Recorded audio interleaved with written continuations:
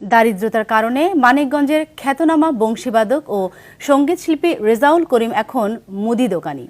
Radio টেলিভিশনে তালিকাভুক্তির আবেদন করেও পাননি কোনো সাড়া। সরকারের আর্থিক সহায়তা চেয়েও ব্যর্থ হন। অথচ একসময় দেশ সেরা শিশুশিল্পীর সুনাম অর্জনের পাশাপাশি অনেক জনপ্রিয় শিল্পীদের গানে বাঁশি বাজিয়েছেন তিনি। এখন অর্থকষ্টে নিজের সব সনদ ও মেডেল বিক্রি করতে চান। মানিকগঞ্জ থেকে জাহাঙ্গীর আলম বিশ্বাসের পাঠানো তথ্যছবিতে নুসরাত জাহান সিন্থির।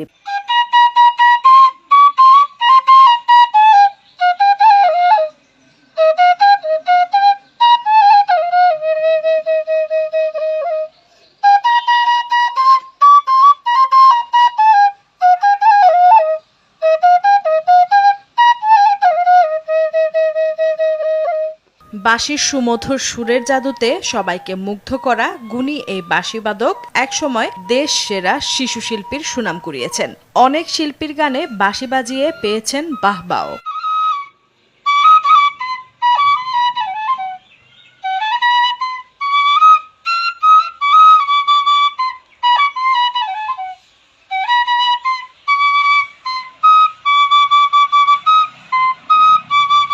মানিকগঞ্জের সাটুরিয়া উপজেলার চরতিল্লি গ্রামে দরিদ্র পরিবারে জন্ম বাঁশিবাদক ও শিল্পী রেজাউল করিমের। খুব ছোটবেলায় বড় ভাইয়ের কাছে বাঁশি বাজানোর হাতেখড়ি তার। শুধু বাঁশি নয়, একাধারে ঢোল, তবলা, হারমোনিয়াম বাজাতেও পারদর্শী রেজাউল। জীবন তো আমার দুরন্ত ঢেউ, কখনো যে কুল পাই, কখনো যে হারাই, আমাকে নিয়ে ভাবে না তোকে, ভাবে না তোকে।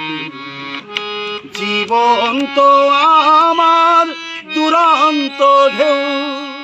1989-90 সালে নবম শ্রেণীতে পড়া অবস্থায় জাতীয় শিশু প্রতিযোগিতায় বাঁশি বাজিয়ে দেশ সেরা হন। এরপর বেশ কয়েকবার দেশের খ্যাতনামা শিল্পীদের সঙ্গে বাঁশি বাজানোরও সুযোগ হয় তার। কিন্তু পরবর্তীতে রেডিও, টিভিতে তালিকাভুক্তির আবেদন করে কোনো সাড়া পাননি তিনি।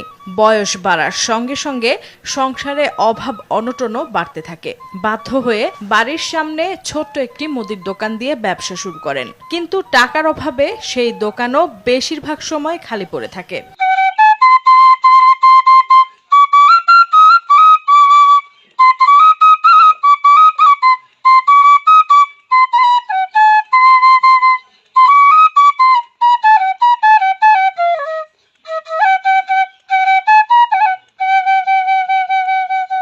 আমি মমতা সাপুর লগে বাঁশি বাজাইছি, তারপরে